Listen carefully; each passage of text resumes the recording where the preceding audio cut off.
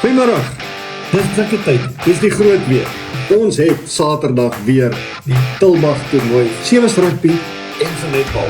Man, en gaan dit nie die keer 'n groot ding wees nie. As jy in aangeming is, kom maak 'n draai, dis groot pret. Eerstens, wat die netbal betref, het ons WP skeieregters en WP spelers wat gaan help. En ons help kyk van die beste netbalspeler vir die toernooi. En dan natuurlijk het ons by die Sevens rugby presies dieselfde. Ek het daar vir coach Loffie Jelo, voormalig van die Lions en Billy Boland, wat ek Sevens afgerig het. En ons het vir Fox alweer, 'n voormalige Sevens rugby speler ook, bestaan in die VP ook gespeel. En dan het ek ook vir minister Ricardo McKenzie van die Weskaap regering sport en kultuur. Hy gaan die van sy opening kan doen en soos hulle in Engels sê, if all goes well, van Koos Steyn, die raadslid vir ekonomiese ontwikkeling in die Wynland distrik, ook vir ons die oorhandiging en die medaljes en die toekennings doen aan die einde van die dag. So, dit gaan groot pret wees. Die kinders, as ek hulle so mag noem, die plaaswerkers, meestal kinders, geniet dit verskriklik baie.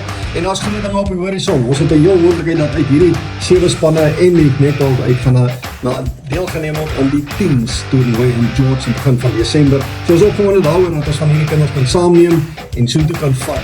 So ja, dis 'n groot geleentheid. Landelike stigting is baie opgewonde oor die dag en ons kan nie wag dat dit moet gebeur. En dat alles wat goed is, saam met dit gaan nie. Ek sê dankie, wees daar as jy kan. Tot ziens.